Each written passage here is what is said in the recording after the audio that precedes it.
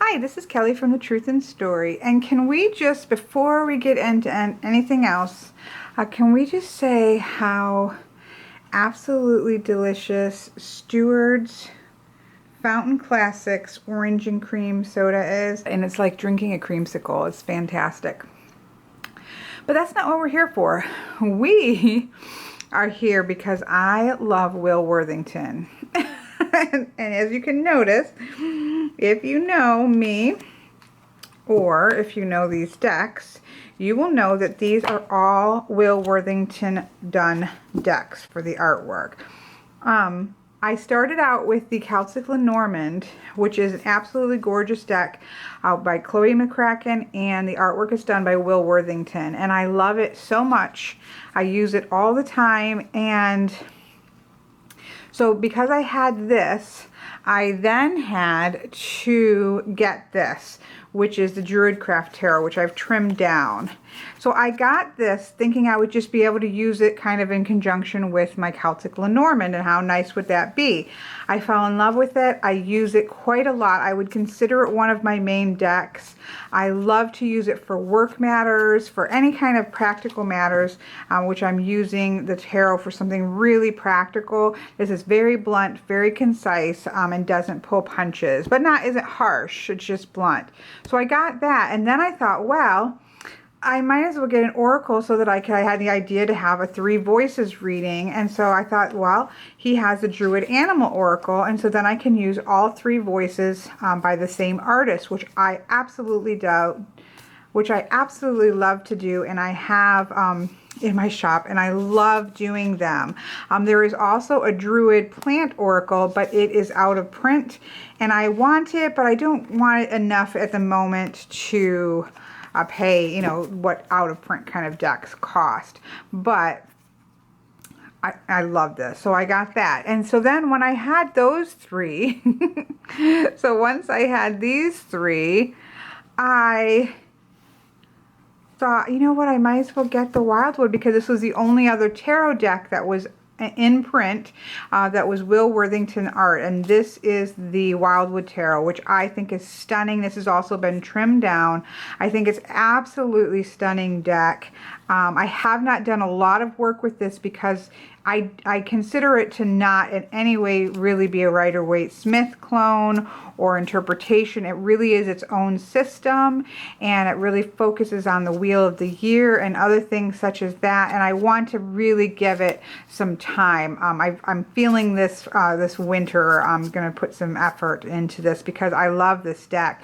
I just feel like it needs a little bit of sitting with and doing some straight work with. I've really enjoyed this month working at least with my daily draws for one of my Instagram challenges with one deck.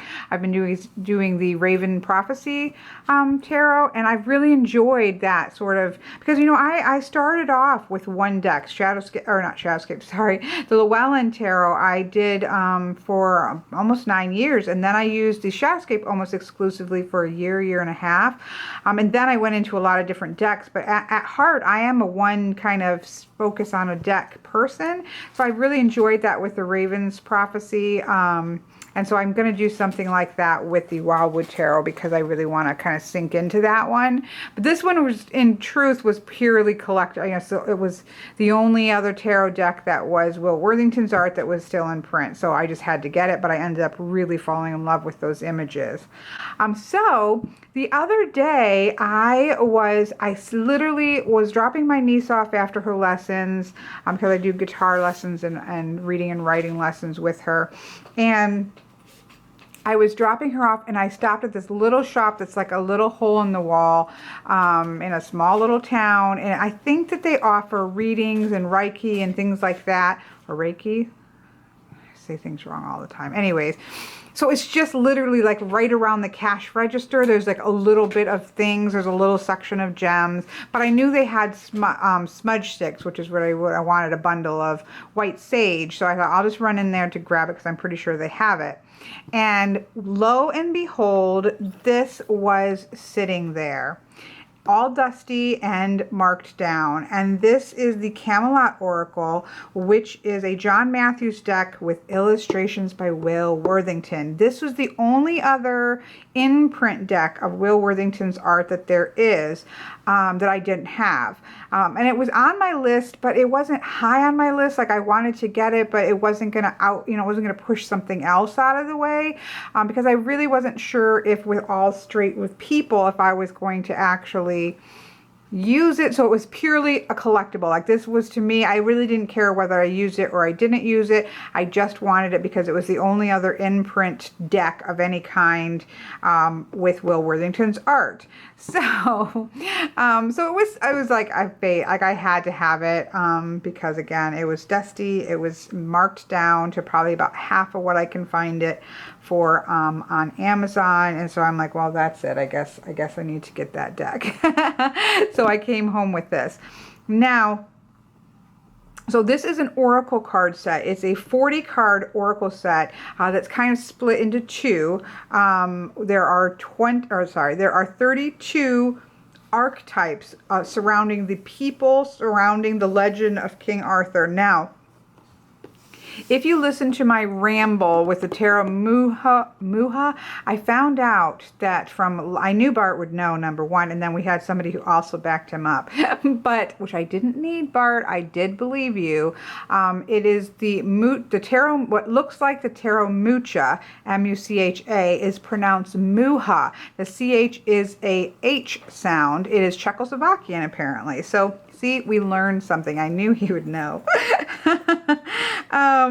So anyway, in that ramble, I talk about how much of an impact Lord of the Rings had on me growing up, which was 100% true. The other thing that was perhaps even a bigger influence on me is the whole King Arthur cycle of myths and mythology, starting from, a Connecticut Yankee in King Arthur's court, and to all the mythologies. I took a class on it in college with the mythological cycles, and but just all growing up, I read every novel that was ever any kind of novel, like Mists of Avalon, all those different books that were. There was also a whole series that was sort of book by book that had Stephen Lawhead, I think was his name. Anyways, I read every book that had anything to do with King Arthur. And I almost burnt myself on it. I remember in my late 20s, I was kind of like, I don't think I can read another novel about King Arthur. So it's been a while. But it greatly informs my idea of archetypes and the hero's journey and just all that sort of ideology that goes along with that. So between that fact about King Arthur and the fact that this is Will Worthington's art, and I'm really quite impressed with the John Matthews works that I have been exposed to. So I thought, I'm just going to get it, because look it. Really, is there a better, more wonderful image of King Arthur? I don't think so. I think it's fantastic. So I went ahead and got it, and I'm really excited about it. I have done a little bit of work with it, just because I wanted to kind of get a feel for it, because there's a very specific system. And I have heard people say, have gotten this and been like, it's all people or whatever. And then they've gone back and actually did it as it was intended. Instead of just drawing cards, they actually did it as it was intended, and then found that they really got great readings off of it. So I do think this is one of those that it's probably, you do need to give it a read, and you do need to maybe give it a try the way the author intended for it to be used. So here we have the Camelot Oracle, again by John Matthews with illustrations by Will Worthington, and it is a Connections book publishing, and it's got a nice sturdy box, although the lid, and I'm not going to try to get it off, the lid is really tight, and so if you were going to get in and out of it, it would be a pain in the neck. But it's a nice sturdy box. So there we have that. Here we have the cards, and let's just get this right out of the way.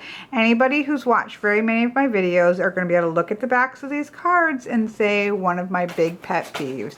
And I'm sorry, Mr. Worthington, because yeah, all of the decks, I want to say, but these have all been trimmed, had copyrights on them. Isabel. all of the decks, I'm pretty sure all of the decks had copyright on them. I know that the Wildwood did. I know the Druid Craft did. I can't remember with the Druid Animal Oracle. They've all been trimmed.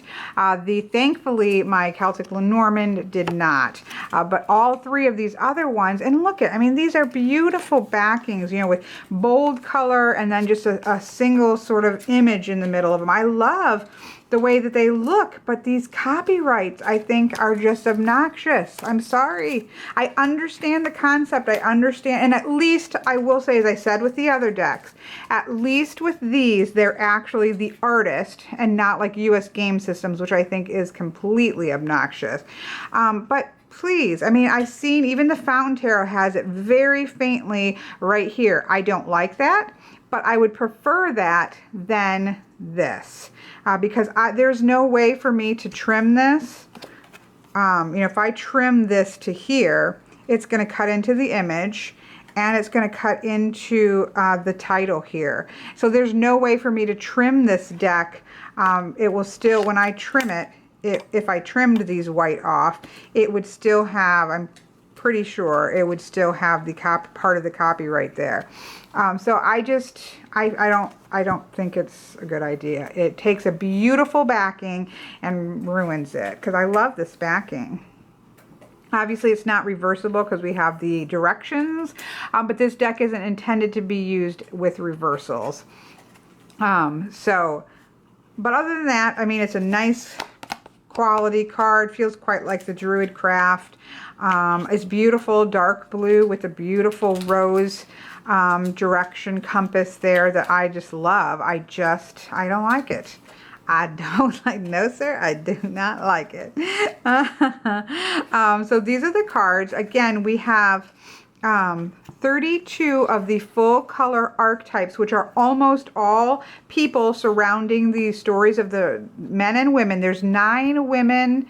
I want to say there are 2 that are like animals, and then the rest are men. I mean, that's understandable because it is the Knights of the Round Table. This is the King Arthur legend. There are a lot of male players involved. And I quite like that, actually, because most of my Oracle decks lean towards the feminine energy. Definitely lean higher to the ratio of women. So I actually quite like that this is a kind of male-rich deck. So we have that. And then there are 8 of these path cards, which each show a path, and we'll talk about this when we get into the guidebook. They have a path going to a specific place. So here we have the deepening path that is going to the Grail Castle. We have the wandering path that is going to the, I don't know all these very well. It's the Well of something or other. There's some water. This is a doubtful path going to the Hermitage, the determined path. So we have these path cards, and these are important the way that we use them, because we're going to draw from these and then we're going to draw from these. But we're going to get into that. I'm going to try to do this. This is actually the second time I'm making this video because I was trying to do it justice and make sure it was all clear, and it just got so long that I said, oh, I can't I can't do this. I've got to redo it. The set also comes with a paper mat. Now, as you saw if you watched my Enchanted Lenormand that came with the paper mat, I am not fond. I think these are rubbish, truthfully. They're paper. They have folds in them. It's going to get messy. The cards don't lay nicely because there's folds on it.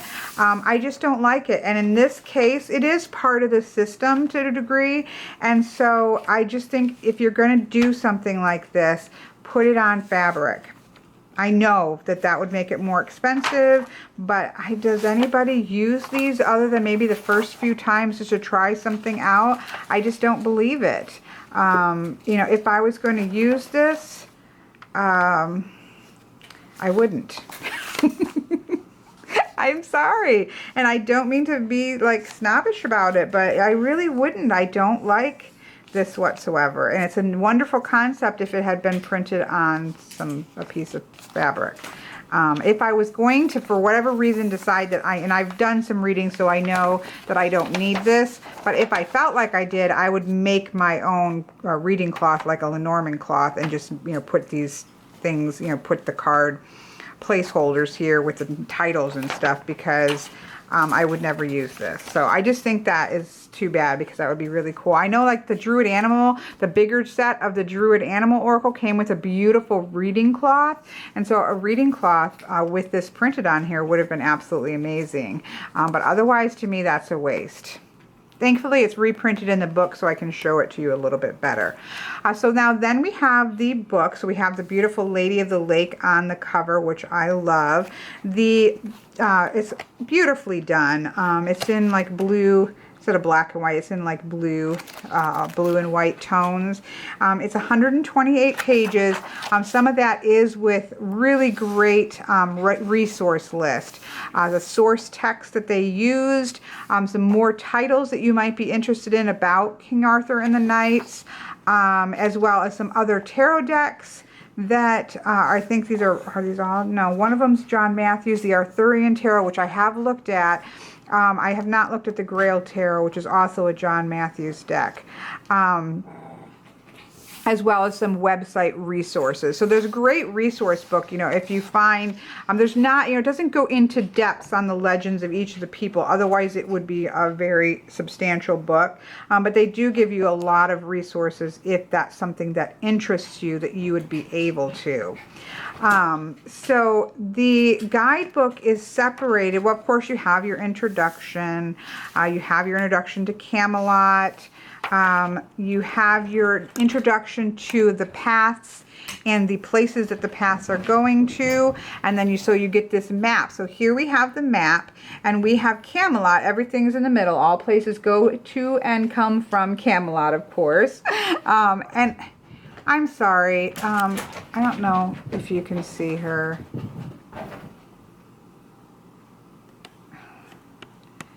She's being crazy.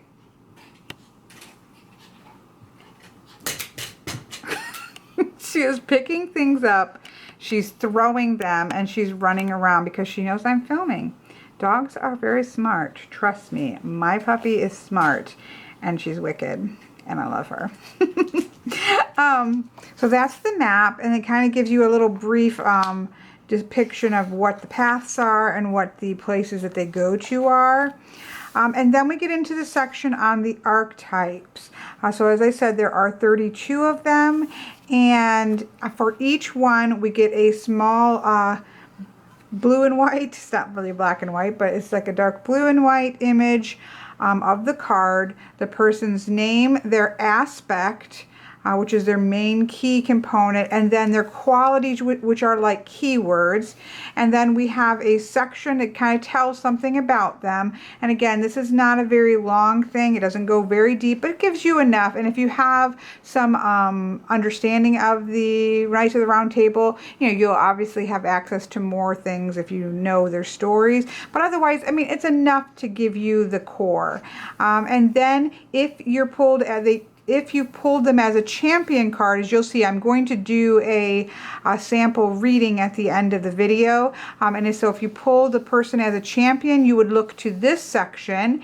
If you pull them as a challenger, you look to this section and what where you're going, where you're headed to on your path, and that lets them ask you a question about whatever it is that you're talking about. So we have that going on obviously for each, and it's in alphabetical order, which I like. It makes it quite easy to find. Why the Druid Animal Oracle wasn't that way, I will never know. But it makes it very easy for you to find the information. And then there's a meditation, so that if you want to use these cards sort of meeting the archetype and having a meditation, you can. I do really like how the champion section is written from the position of I, so they're kind of talking to you, which I quite like, because that, I believe, is the strength of this particular deck, is in kind of meeting and walking with these archetypes. So that's the archetype section. Then we have a section on the paths. So we have an image of each of the card, the path that it is, where it's leading to, what the silver or symbol is. So we have the grail down here, and then a little section about the path, although they're fairly self-explanatory.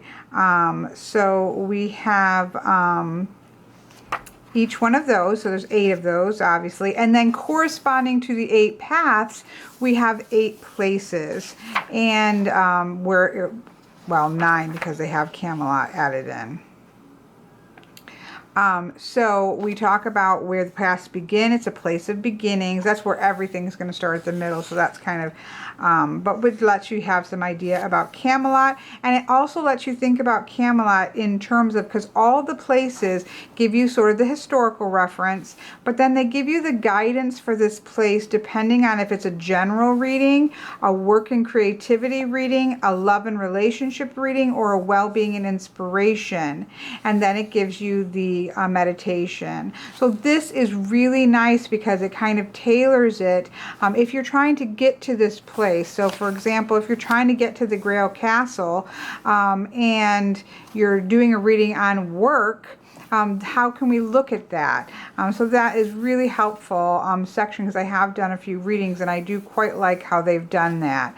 So that is the places.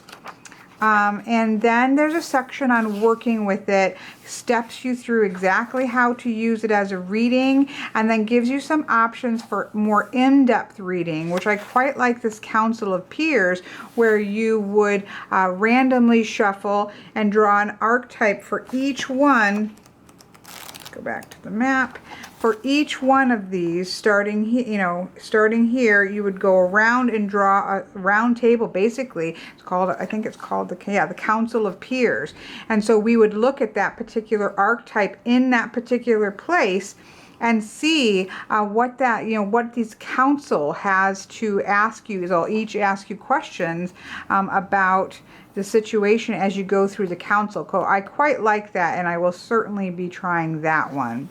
So that's for more of an in-depth reading, and then it gives you a sample reading and some more notes on how to meditate with the cards and so forth. And then it gives you a section of other characters that, they couldn't use them all. It's quite a lot of work to paint portraits like that, and so they could only do so many, but they give you some other ones, and then they give you a great resource listing, and then about the artist and the author.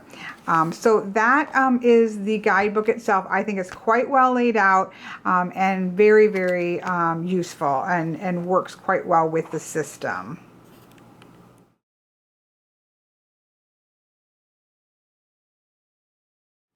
So here we have the deepening path, which is a path to greater understanding of your goals, and it's going to the Grail Castle, which is obviously the home of the Grail, which, think about, everybody's searching for the Grail. It's your highest ideal. It's where you're trying to get to. It's that really core thing that you're trying to get to.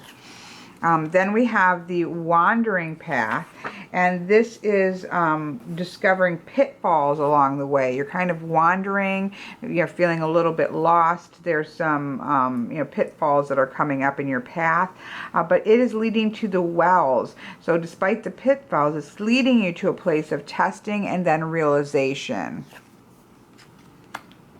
And then here we have the honored path, which is a journey of perception.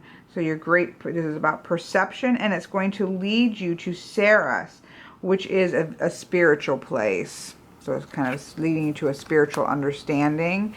Here we have the doubtful path, which is uncertainty and self-doubt. And it is leading you to the hermitage, which is a place of contemplation. Sometimes on a lot of times in these legend cycles, these warriors would be off on their path and on their quest, and they would oftentimes end up in a hermitage or such like that, because they needed a break and sort of needed a place to contemplate and to relax, and so kind of get their mind back in the game. The determined path is about being determined and needing determination. This is something that you need, and this is leading to the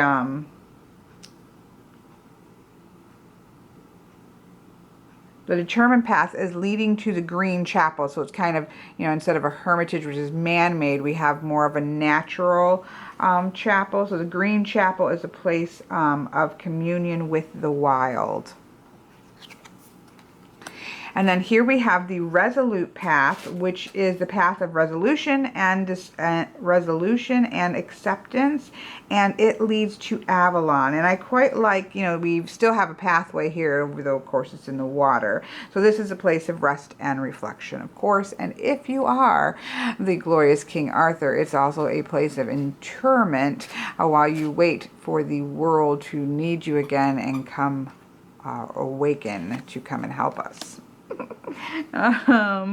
Yes, I'm a nerd. Here we have the turning path, which is the path of many options. I think I have these kind of mixed up, but that's all right. We have the path of many options and the heroes, or sorry, here we have the turning path, which is the path of many options, or it has, so there's a lot of options in play, and it's going to the Castle Mortal. And the Castle Mortal is a place of human expression. And then this I had out of order, but this is the hero's path, which you'd think would lead to Camelot, but you know, we're in the starting point is Camelot. So we have here the hero's path, which is the most direct approach to your goal. So being a hero, you're moving straight on to the goal that you should be on, and it is leading to the Joyous Guard, which is a place of love and destiny.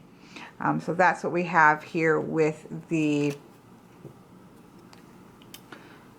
path cards. Path and places. So path, and this path is going to a place. It really does lock into, you know, I'm surprised, you know, instead of these little insignias, which I don't know why you really need those, it could have been the deepening path to the Grail Castle, but it does not, you know, it's 8 cards. It's not going to take you long to figure out where they're going to, and it makes sense as to where they're going to if you're on this particular path. So it really doesn't take much to kind of connect into these cards, I don't think. So again, so this is the Path and Places cards.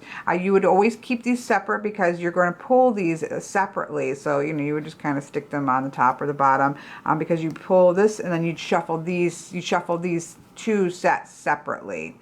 So I'm going to set those aside, and then we will take a look at the archetype cards, which are all color portraits of people, except for there are 2 cards that are creature cards.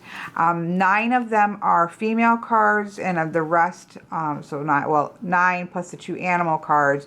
So then the rest are male cards, and that makes sense because this is the Knights of the Round Table. This is the King Arthur cycle. There are a lot of knights. There are a lot of lots of male energy here, and I actually quite like that because if you think about, most oracle cards are quite heavily female, at least in my experience. And again, I don't have a huge experience of oracle cards, but I have had a pretty huge experience of shopping for oracle cards, and most of them are quite female driven and feminine energy driven.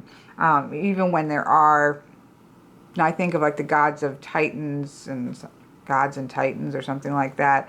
That is very obviously all male. But other than that, you know, you just don't think of oracle cards as being very male energy. So I actually quite like that we have this aspect. And you could certainly use this as a oracle card just in terms of shuffling and pulling a card to see what that person has to tell you about a situation. It would still work in that sense. I just think in terms of reading with it, you get the most out of actually following what it was kind of intended for. So okay, so we will look through these real quickly, and I'll at least give the aspect for each, but I'm going to not go too far into the legends because it did make very much for a long video. So let's go through these wonderful archetypes. And one of the things that I really love about this particular deck is like there's so much that we can learn from this mythic cycle. I mean, I know that, you know, you look kind of back at it and you think, you know, it was almost to the ridiculous level of chivalry, and you know, even though there were intrigues going on, but there was that sense of the ideal. I think that's what I think. I mean, there's a lots of things that that these mythic cycles encompass, but there is a lot of that sense of the ideal. It's not that they always reached the ideal, but there was a lot of about, you know, the ideal love and the ideal, you know, what it meant to be a woman or to be a man. Or to be living your life in purpose of something higher than you. So there were lots of ideals that, which is in general, but you know, in these stories, there's a lot of that.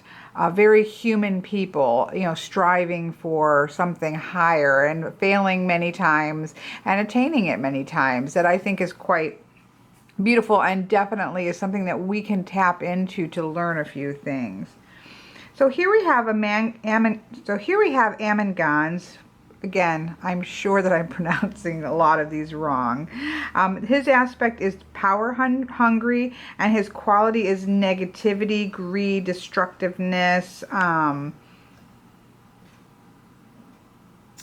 But I quite like him as a champion because it does talk about needing to look into the darker aspects of the self that I think is really powerful. Some of these that may be more darker characters as champions are quite interesting, and as challengers, but certainly as champions. Of course, here we have Arthur, which is, you know, obviously a lot of ideals of honor, fairness, justice, strength.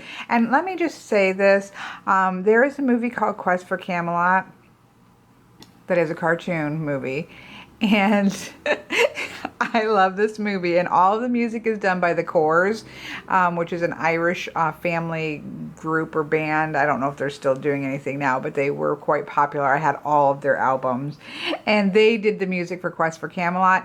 And so the movie starts out, you spot Knights of the Round Table, and the movie starts out with this United We Stand sort of knights banding together kind of song, and I am having the hardest time not singing it, so go listen to that. So I mean, obviously he makes sense as a champion, and he is going to talk to you about fairness and justice and determination and caring for other people. Here we have Balin, and his aspect is impulsiveness, and his qualities are determination, generosity, and hot-headed courage. So he was sort of that rough and tumble kind of knight. So it's that kind of rushing in where, you know, where other people don't, you know, maybe think about it for a minute. He just kind of rushing in. I love this picture of Bedivere. His aspect is vigilance, and his qualities are trustworthiness, perception, and guardianship. And I just think a lot of these knights, he's done as their older selves. Not all of them, but a lot of them there are. And I really like that. You know, these people have learned. This is a soldier who has learned. He's going to be a guide. He's going to be a guardian. He's going to make you think about perception and things as they are. But I just love, I mean, this is Will Worthington. This is why I love him. Here we have Berserk, and this is from Sir Gawain and the Green Knight. I love this. I took some classes on, obviously, I think I took one class that was on the Arthurian cycle, but in a lot of, you know, other time period writings. You know, you take medieval literature and you take all the different time periods, so, you know, different renditions of the Arthurian cycle would come up, but the poem version of Sir Gawain and the Green Knight is wonderful, and again, you should go read it. But his aspect is transformation, because Morgan Le Fay transforms him into the Green Knight, sort of to test Gawain. So here we have him. You can kind of see half of his face is kind of green, so you can see him kind of in a transformation process. I didn't say his aspect is transformation, I'm sorry, and his qualities are strength of will, wildness, determination, and connection with the green world. Here we have Blaze, and his aspect is insight. His qualities are vision, wonder, mentoring, and consolation. There's not a whole lot about him. It says that he's a shadowy figure, but he offers access to the primal depth of human awareness. This is a more esoteric aspect. He looks really interesting. I'm definitely going to look a little bit more up on him because his aspect and stuff, and him as a challenger, looked quite fascinating. So here we have Bors. Bors' aspect is humanity. His qualities are kindness, strength, dependability, and truthfulness. This is Lancelot's cousin, and he was considered one of the strongest knights. But as well as being physically strong, he was also very compassionate. So that combination is quite beautiful. There are, like I said, 9 female cards in this deck, which I do like that they, you know, included a nice handful of female, because there are some strong female characters in the cycle. So I do like that. But again, as I said, I quite like that it is an overwhelmingly male deck because, again, I don't really have a lot of that. So her aspect is wisdom. This is Kundry, and her aspect is wisdom. Her qualities are perception, determination, even harshness, experience, and common sense. She's one of the maidens of the Grail. So I think she's quite powerful. Here we have Dragonet, and he was the court jester for King Arthur that eventually became a knight. His aspect is wit. His qualities are humor, kindness, understanding, and a sideways wisdom. I quite like this actually about this card because it has that sense of he's gonna raise your spirits because he's a jester, but he's also quite wise, and he's kind of coming at things from a different perspective that I really like. Here we have Dindrain, and I'm sure I'm pronouncing that incorrect, but her aspect is sacrifice.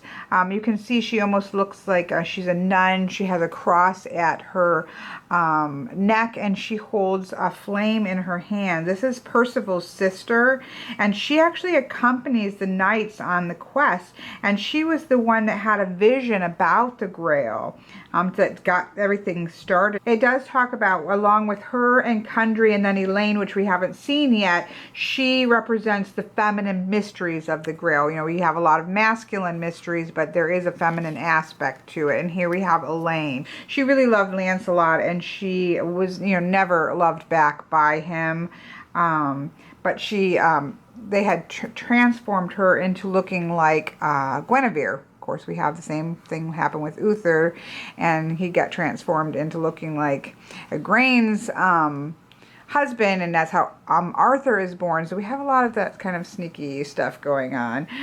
But when so he's thinking he is having sex with Guinevere, and he is actually with Elaine, and she bears him Galahad. But he almost kills her when he finds out about what happened.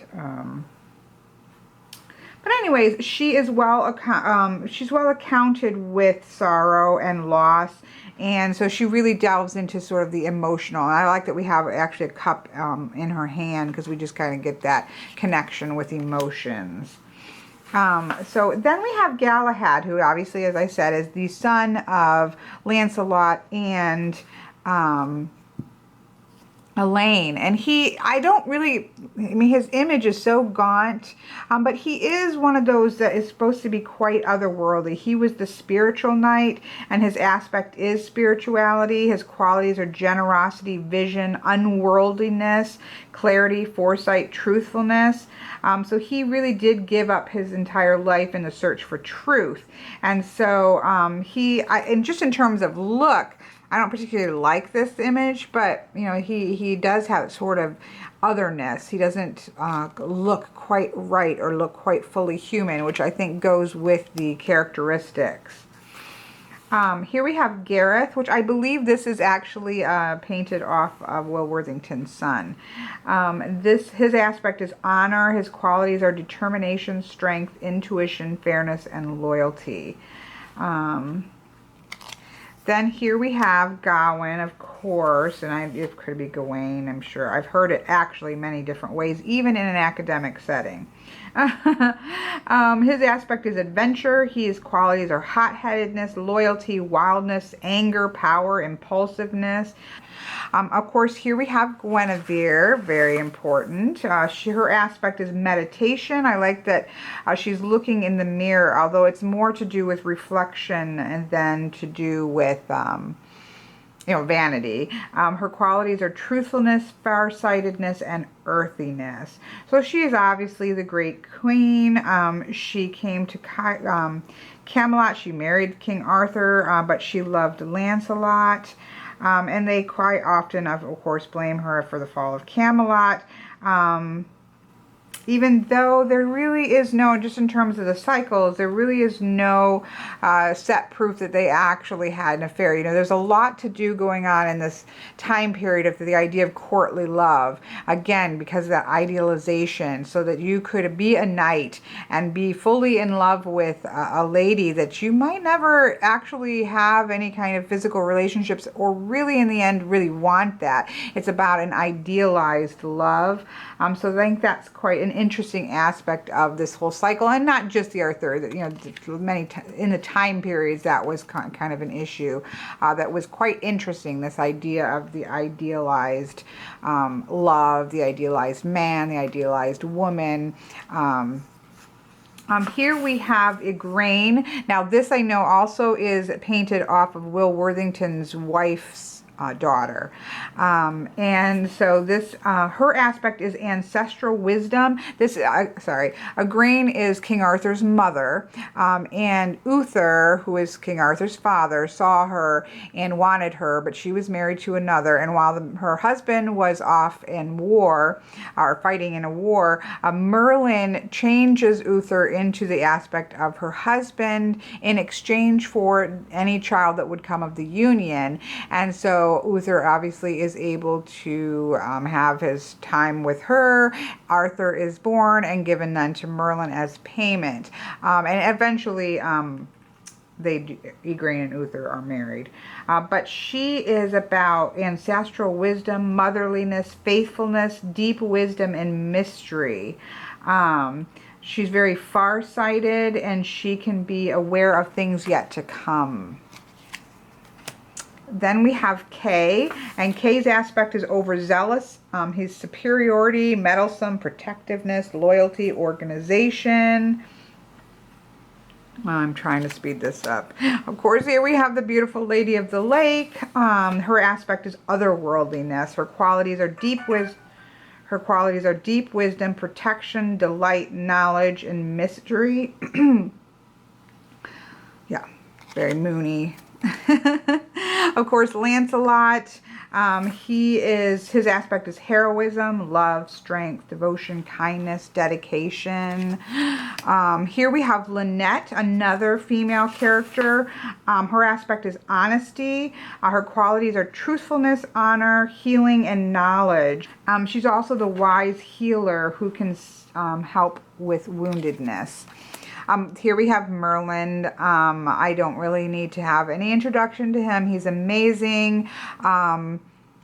Will Worthington has said this is his favorite card in the set because he loves Merlin. Both Will Worthington and John Matthews are huge Arthurian fans and buffs. So he said he never really saw a Merlin image that he liked, so he loved being able to do it himself, and he quite loves this image. Then we have Mordred. Mordred is, well, obviously Merlin's aspect is that of seer. His qualities are vision, insight, wisdom, truth, magic. You know, it's not too hard to get into touch with Merlin. Here we have Mordred, who is, he's kind of an interesting character because you get a lot of times very negative things about him, but some of the older cycles, he really wasn't, there really wasn't as much negativity surrounding him. He can be, depending on, the cycle, the son of Arthur's sister Anna and Lot. which makes him his nephew. But there also, of course, is the stories where he is the daughter of Arthur, or the son of Arthur and Morgan Le Fay, so of a sort of incestuous who is Arthur's half-sister, which would make him his nephew and his son. I think there's a song about that kind of situation. But his aspect is dissatisfaction. His qualities are anger, sorrow, negativity, secrecy, and rebellion. But there are some other aspects that I would actually tap into with his character. I'm gonna say. This is obviously Morgana, also known as Morgan Le Fay. This is Arthur's half-sister, very important aspect of the cycle. Her aspect is knowledge, and her qualities are wisdom, foresight, and cunning. So she's definitely that sort of warrior woman, but in sort of more mystical arts than the sword. She's a fascinating character. I can't even start, because if I start, here we have Nasons, and his aspect is contemplation, and his qualities are perceptiveness, application, vision, and contemplation. He's one of those wise hermits. Here we have Palamedes, and his aspect is intelligence, meditation, dream, passion, clarity, intellect. He's the only Saracen that was in the court. And I love his falcon here, or hawk. Here we have Pales, whose aspect is woundedness. This is kind of like the wounded healer, like Chiron. His qualities are focus, attention, truth, wisdom, pain, and restoration. This is actually quite a beautiful card, just in terms of him as a champion and him as a challenger. This is Pellinor. Look, I mean, these just, I hope that you can see how beautiful these portraits are. His aspect is his aspects are perseverance. His qualities are honor, strength, purposefulness, honesty, and challenge. Here we have Percival. Percival is that innocent one. Foolish wisdom. I quite like Percival. Everybody, I mean, how can you not like him? Strength, perseverance, honor, and simplicity. So he may be a little bit simple, but he has a lot to bring to the table. This is one of the non-people. This is the questing beast. You know, there's always that beast that you have to go out to slay. So this aspect is about testing, and the qualities are seeking, challenging, restoration, mystery, and natural ability. Here we have Ragnall, and you can see her face in the mirror is that of a crone, but then she's quite beautiful. She is about perception, honesty, clarity, recognition, and understanding. So she is the sister of one of the knights who was turned into an ugly hag. She comes to rescue Arthur, and says that she'll help him, but but her price is that she marry Gawain. And so she accepts. And when he kisses her at the wedding, she turns into her beautiful self. And then there's this kind of thing where they have to kind of figure, she has to be sometimes a hag and sometimes a woman, but then he gives the choice over to her. And so then she's enchanted, she loses the enchantment entirely and gets to be herself because he gave that power of choice to her. So that's quite wonderful. Then you have Uther, who is Arthur's father. And again, as I said, he's sort of one of those mixed characters. He has some negative sides because he did trick, a woman into having sex with him on thinking it was her husband. But he also does have some powerful aspects. So his aspect is power. His qualities are restlessness, action, determination, strength, and passion. I like the mixed characters. They're very human people. As much as we idealize them as the Knights of the Round Table, they are very, very human and flawed people in the cycle, I think. And that's what makes them so powerful. Here we have the White Hart, whose aspect is beginnings, and its qualities are quest, imagination, turning points, and change of focus. This shows up, sort of inviting you to the quest, or sometimes in the change. It shows up a lot in the cycle. So there we have all of the archetype cards, and I just hope, his artwork is just amazing, and I'm really quite enamored of this deck. I didn't really expect to be honest. I expected this to simply be a collector's piece because it was Will Worthington's art, but I'm just in love with the idea of being championed and challenged by these very, like I said, very human, very flawed, but also very large and very, you know, in their humanness, they're large. They're large in their sorrows, they're large in their honor, they're large in their flaws. That is just something quite beautiful, and I think has much to offer to us. And again, I'm quite also enamored of the masculine energy of the deck because there is so much feminine energy in Oracle decks. So yeah, I'm really, like I said, I've done a few readings with it just to kind of test it out, and I'm quite impressed with it. So I'm going to just, you know, kind of show you how I would use this, or how it's intended to be used. Okay, so what you're going to do is take your 8 cards, and the first thing you're going to do is pull your journey. So here we have the turning path. So you're going to do what you're normally going to do with a draw, thinking about the question.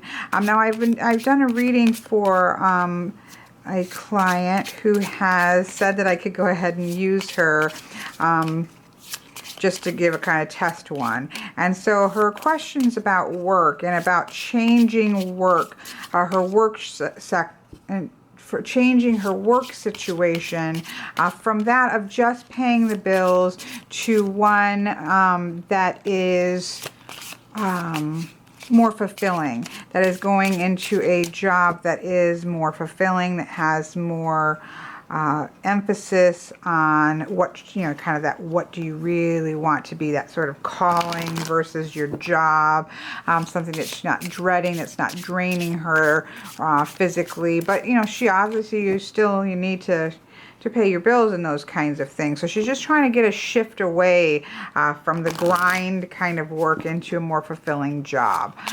So we're just going to take a look at things. And I've already done a reading for her, but this is going to be just kind of an add-on so that we can see something extra that might be given to the situation above and beyond what we've already seen. So the first thing that we're going to do, and this question comes up a lot, may I just say, as a reader, this question of really, okay, either I don't have a job and I'm looking for a job, but I want it to be fulfilling, or I have a job that pays the bills, but, you know, it's draining the life out of me. I need to find something more fulfilling. Like this kind of idea or question comes up a lot. So I went ahead and pulled the card, and here we have the deepening path. And so this is on the way to the Grail Castle. So this is quite interesting because this is journeying, you know, you're going to the Grail, the sense of the, you're the highest ideal, the destiny, what you're really looking for. So this kind of gives us that idea that that's a good, you know, a good indication that you do need to start moving away. You need to start digging deeper and moving to that Grail aspect of what it is that you really want. What is that quest for what you really desire is being there. And so I think that's quite interesting that which follows along with other cards that we've gotten on her reading that have been very positive towards that. So then the next thing we're going to do is pull 2 of the archetype cards that are going to be both her champion on this process. Okay, so that's great that we need to look for our ideal job, or the job that is more fulfilling. You know, that's all well and good, but how do I, you know, I need some help getting there. And so we're going to pull a card for a champion card. So this is going to be Uther, which is quite interesting because he wouldn't be somebody whose head's up in the clouds running after the Grail. He's going to be much more practical.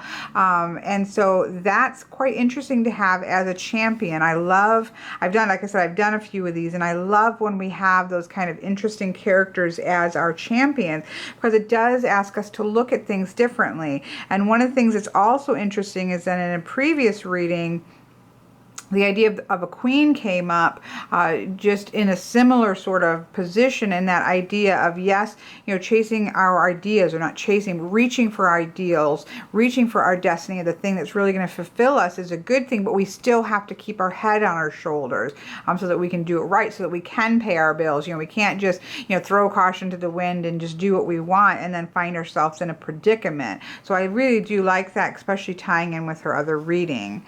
And then for a challenger, oh, look at this. We have Lynette, who is sort of that healer person. So this is how I do one of these particular readings. Now, so I'll show you what we do. So what we'll do is we'll look, of course, the path cards I think are much easier to kind of dive into, because we get the sense that it's time to go deeper. It's time to go a little bit, but we're going to go ahead and pull up the deepening path, I think, which we actually looked at, but we're going to look up, if I can find it, the deepening path. Of course, it leads to the Grail Castle. This is about deepening many things, our awareness, our emotions, our joy, everything. It's that going to a greater quality, moving to something a little bit bigger, which, you know, for this question is quite amazing, because it's saying, yes, you know, it's time to do that. But then we would also look at the actual Grail, you know, Castle, because this is sort of where it's leading to, and this is about hope and sustenance. But it's not an easy journey. You know, if you think about the search for the Grail, this is never easy. It takes a lot of work, which I think, you know, a lot of even practicality. We have to, you know, keep our heads on our shoulders. But the way that the book has these broke up is that if you're looking at, so if you're going towards the Grail Castle, it breaks it up in terms of what you're looking at. And so if we're looking at work, then it says to expect that there's going to be turns and twists in the road. That there's going to be trials, but that you can be strengthened by those trials, and that when one door closes, another one opens. So I think that is, again, quite interesting and very pertinent to the situation, because there is that sense of, and we got this a lot in the other reading, that sense of, yes, it's time to go after that dream, but you do have to understand that it's going to be work. Like, it's going to take work, and it's going to have some trial and error as you try to work out, okay, where exactly am I going with this? How do I get there? But it's going to be, in the end, it's going to be worth it. But we need to keep our head on our shoulder and be practical as well while we're going after this quest for what we really want. So then for the champion, we would go ahead and look it up again. It is alphabetical, which makes it quite good, and it doesn't take long, I think, to get a feel for these people at all. So I do feel like you quite quickly, of course, I do you know, have done a lot of reading about the cycles, but I still feel like you can get that feel for them because of the beautiful artwork and the way they've got it kind of concisely set up. So we think about him in terms of, so you look then, okay, so he's shown up as a champion. So in the book, we look up the person and we look at, obviously, their overall makeup of who they are, but then we look at them in terms of being a champion. So he stands firm. He's a king, so he is a ruler who will not be a gainsayer. He strengthens your resolve. He will press your case and look for open ways to further your goal. Strength, stamina, because we've already said that the road could be difficult here, but he's offering strength and stamina, and so that to call on him when your need is great, and that he will help you kind of push forward, be that kind of that ruler's things. Yes, it's going to be difficult, but persevere, like keep at it, be determined, be that ruler that doesn't give up when things are difficult. So that's why I'm saying, like, even though he may not be, you know, a perfect, you know, the hero like Arthur that we kind of think of, that idealized here. He's more the human ruler, that ruler that has to make hard calls, but is going to persevere and is going to get the job done. So that's kind of the energy that brings to her with this shift, that yes, it might be difficult, but you've got the strength, you've got the power, you've got the capability to make the decisions to get you to that better job position that you're looking for. So I quite love that.